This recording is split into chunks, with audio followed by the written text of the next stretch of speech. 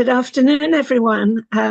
What's left of the afternoon? It's soon going to be Shabbat, and it's lovely to see everyone here. And we welcome back Linda, and we hope for continued recovery. All the very best. Okay, today we're going to have Stuart Leigh, who is going to lead us in Kabbalat Shabbat. But first of all, we're going to have a Devar Torah from Leigh, who is here. Over to you, Leigh. Thank you very much. Good evening, good Shabbos, everybody. Looking through the Sedra this week, or some of the sentiments in it, there possibly is a discrepancy. I'm not sure if that's the right word. We read how Abraham, apart from being told to get out the country, but what we learn about Abraham is that he's really good at hospitality. He welcomes all strangers. He goes out of his way to bring strangers into his house, to make them friends.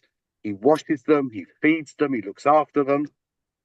And what is so peculiar is that he doesn't treat his own family the same way, because his relationship with Hagar and Ishmael, remember Hagar is one of his wives, and Ishmael is, whether you like it or not, his firstborn. He actually treats them, you could describe as being harsh, to say the least. It seems to be a contradiction and a discrepancy. In fact, Book of Bereshit, the whole book of Genesis, if you look at various relationships, you'll find that they're not really held up to be something to follow. You've got two brothers right at the start, Cain and Abel, and Cain kills Abel. Then we have the incident of Abraham and Ishmael, or Isaac and Ishmael, don't really get to know each other. Jacob and Esau, well, they're hardly the best of friends. Jacob leaves home because he's petrified that Esau is going to kill him after he gets the birthright.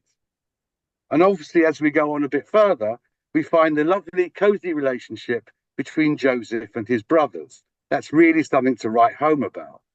And it makes you wonder that while these are supposed to be great people and all the rest of it, the Torah doesn't really, we're told that they're not perfect. Yes, that we know they're not perfect, but these can be quite extreme at times. But we also have a situation where we're never told about any friendships. Avram may have gone out of his way to bring people in, but there is no description in the Torah, in the 5 books of Moses, of a friendship.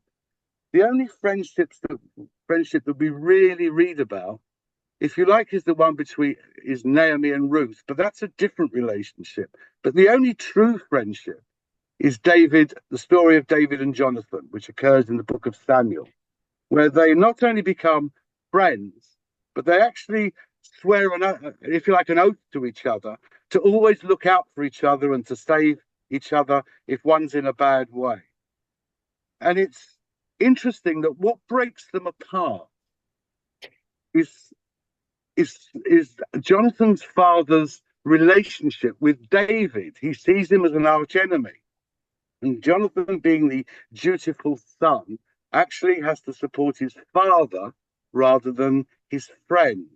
And it ends in tragedy because Saul dies and in battle, and so does Jonathan. The friendship ends. David is distraught about this because it is a really close relationship. And ultimately, David actually has a son that he calls Jonathan, I suppose, as a tribute to his friend. But we never really hear too much about friendship. We know the phrase "blood is thicker than water," but we also have, which I think is really what I'm trying to say, the moral of this story, and the moral of what I'm trying to say is that really you can pick your friends, but you can't pick your family. Friends are there to be treasured. They are there special. A relationship which goes through thick and thin, when in good times and especially in bad times. And it shows that the Torah is showing us that even in good and bad times, families fall out. And I'm speaking, this is a personal thing, because over the past couple of weeks, I've been to stone settings and shivers of friends And I actually had to go to a lavoya of family. A cousin of mine passed away, and nobody at the lavoya or one of my other cousins spoke to me. You can pick your friends, but you can't pick your family. So treasure them and look after them.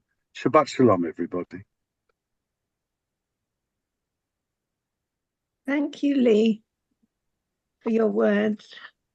That was very good.